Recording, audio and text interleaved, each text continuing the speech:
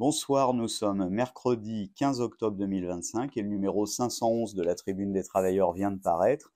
Un numéro qui est titré « La suspension ne règle rien, abrogation de la réforme des retraites, ne touchez pas à la Sécu ».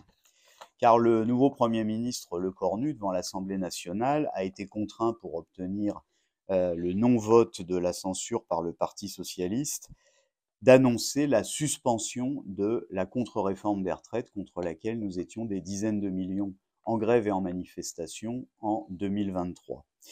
Il a justifié cette suspension par la nécessité d'éviter une crise de régime. Voilà en tout cas ce qui devrait faire réfléchir ceux qui régulièrement remettent en cause la réalité de la lutte de classe. Pour autant, les travailleurs ne sont pas dupes. Suspension ne veut évidemment pas dire abrogation. D'autant que le même Lecornu vient d'annoncer une réunion des partenaires sociaux en vue de remettre en cause les retraites fondées sur la répartition et la solidarité ouvrière au profit du pillage par les grands fonds d'investissement. Pire, dans le même temps où il annonce la suspension de la réforme des retraites, il annonce des mesures budgétaires qui sont quasiment un copier-coller, voire même une aggravation des mesures prévues il y a quelques semaines par Bayrou pour le budget 2026, dont le journal capitaliste Les Échos se félicite, dans le sens, écrivent Les Échos, que ces mesures budgétaires prévoient, je cite, des économies massives sur la sécurité sociale, plus de 5 milliards en demandant notamment des efforts aux malades et aux retraités. Alors, on le sait bien, ce n'est ni à l'Assemblée nationale dans le futur vote de ce budget, ni dans les prochaines élections présidentielles pour trouver un nouveau sauveur suprême de la Ve République. Ce n'est ni à l'Assemblée nationale, ni dans les prochaines élections présidentielles que les travailleurs trouveront une solution à la situation de plus en plus insupportable qui les accable.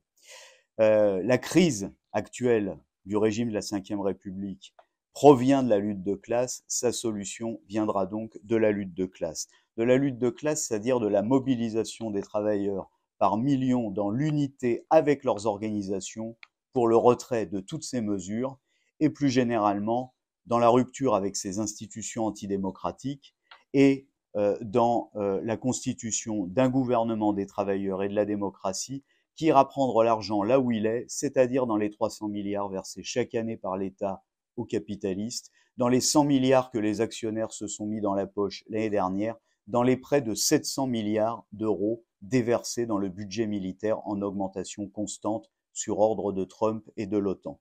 C'est pour cela que la Tribune des Travailleurs, le Parti des Travailleurs, vous appelle à vous regrouper et à combattre. L'actualité internationale dans la Tribune des Travailleurs cette semaine, c'est évidemment le Moyen-Orient. Le Moyen-Orient avec le plan Trump pour l'avenir de Gaza, qui place la bande de Gaza sous l'autorité d'un organisme présidé par Trump lui-même et protégé par une force d'interposition de troupes internationales et en particulier des pays arabes qui seront là pour faire régner l'ordre américain et protéger l'État d'Israël. Alors, ce plan peut-il apporter la paix aux habitants de la Palestine, qu'ils soient arabes ou juifs? Bien entendu non, car il se situe dans la continuité de tous ces plans que depuis 77 ans, les grandes puissances imposent aux populations vivant en Palestine, niant les droits nationaux légitimes du peuple palestinien, le droit à la terre, à la nation, le droit au retour des réfugiés, comme la résolution de 1947 de l'ONU, comme les accords de Camp David en 1974, comme les accords d'Oslo de 1993.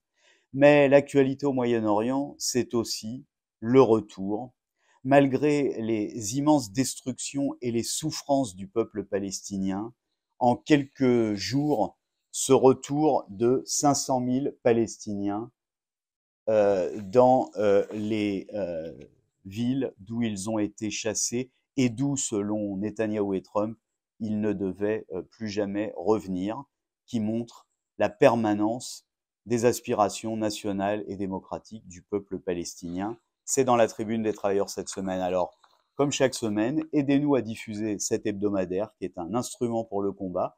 Et si vous le souhaitez, vous pouvez vous abonner dès maintenant sur notre site internet. À la semaine prochaine.